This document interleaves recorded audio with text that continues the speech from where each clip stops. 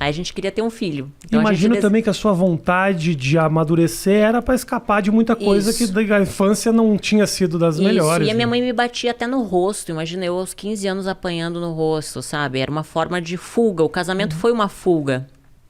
E aí eu me casei achando assim, bom, agora eu vou ter minha casa, vou ter minha família, né?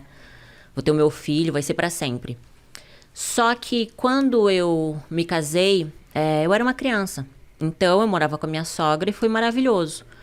Aos 21 anos, quando a gente foi morar sozinho, eu e ele, a gente comprou um apartamento, eu me vi uma criança cuidando de outra criança, mimada, porque a minha sogra me mimava, eu não sabia cuidar da casa. Então eu brigava por causa de um copo de água na pia, uma toalha em cima da cama, sabe? Então, nosso casamento virou um inferno, porque eu não sabia ser uma boa esposa, eu não sabia.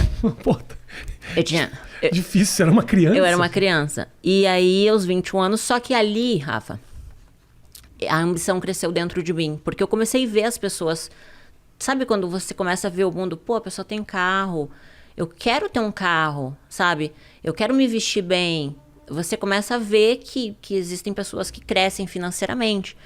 Então, eu era coordenadora de RH de uma empresa de marketing promocional em Porto Alegre. Eu comecei como demonstradora no supermercado. E como eu sempre fui muito comunicativa e feliz, assim, sabe? A empresa que eu trabalhava me contratou como recepcionista, depois auxiliar do RH e depois coordenação do RH, mesmo sem faculdade. E aí eu dava o meu melhor, sabe? A primeira a entrar, a última a sair, sempre fiz direitinho o meu trabalho e sempre cresci assim. Aí com 21 anos, meu casamento acabou e aí eu me vi cheia de conta para pagar.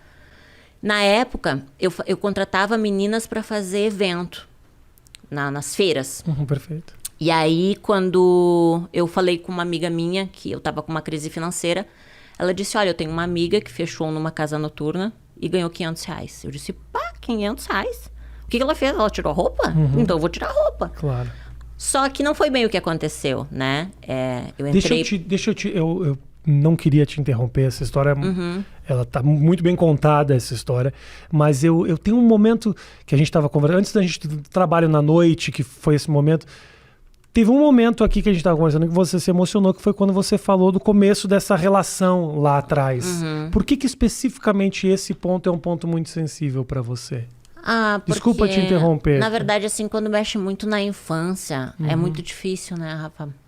Porque eu acho que tantos problemas no nosso futuro são evitados quando você tem uma base, entende?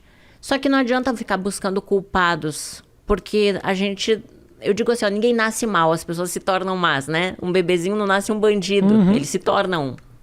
Pelo meio que ele vive, pelas escolhas, né, que ele faz. Com 21 anos, eu escolhi me prostituir. Aos 15, não eram as minhas escolhas, entende? Eu vivi o que o meio tinha para me oferecer. Então, falar disso não é escolher, porque eu escolho as coisas ruins, eu vou colher as coisas ruins. Mas você já nascer no meio de coisas ruins é muito difícil. Claro. Então, falar disso é bem difícil, sabe? Quando eu fui fazer o livro Morri para Viver, foi muito difícil. Porque foi mexer em coisas que é difícil de falar. Pô, imagina você vai falar que tua primeira relação sexual foi com o teu meu irmão. Eu já declarei que o primeiro orgasmo que eu tive foi com o cachorro da vizinha aos 11 anos, porque a vizinha trouxe o cachorrinho para fazer sexo oral em mim. E são coisas que eu falo, 11 anos. São coisas que eu falo, Rafa, por quê? Porque me trouxe culpa há muito tempo. Durante muito tempo, a culpa, ela estava me matando. Falar sobre isso e ajudar as pessoas que ainda vivem esses traumas. Com certeza, entende? Claro. Porque a sociedade, ela é uma sociedade que ela te cobra ser o melhor, ter o melhor, ser o mais inteligente, ter a melhor faculdade, né? Como se você fosse só valer algo se você tem aquilo que o mundo fala que você tem que ter. E, na verdade, eu sou uma pessoa que não sou nada no mundo, entende? Mas eu entendi que, às vezes, quando a gente fala sobre determinados assuntos, você ajuda a curar feridas. Quando você fala o que você sofreu, você tira um peso de dentro de você, você tira uma pedra que muitas vezes te leva à depressão. E você escondeu essas histórias durante muito tempo? Esconder durante muito tempo.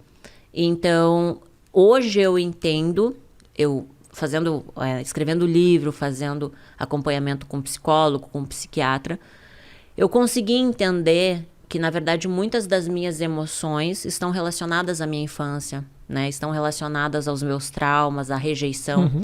Eu sempre tive muito medo da rejeição. Então, eu já rejeitava com medo de ser rejeitada. Eu não conseguia ter relacionamentos duradouros com homens porque eu fui abusada sexualmente.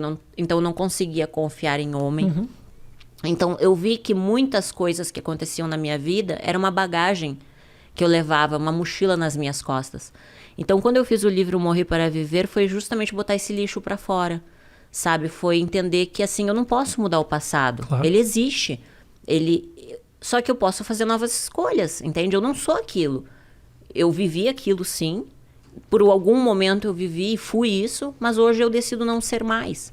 E acho que é importante que você também entenda que foi um passado duro, que não dá para simplesmente desconsiderar de que você realmente sofreu, porque não basta só você falar, é você também entender o significado. Me parece que o fato de você entender que o seu passado foi duro faz com que você consiga olhar para frente melhor, porque também só contar essa história de uma maneira quase que não tivesse acontecido com você, também não sei se daria o mesmo resultado. Eu acho, Rafa, que todos nós, a gente tem um propósito, sabe? No mundo, sabe? Eu acho que Deus é vivo, que Deus existe. E Ele dá essa oportunidade pra gente, assim, de aprender. Eu acho que tudo que a gente sofre, a gente aprende.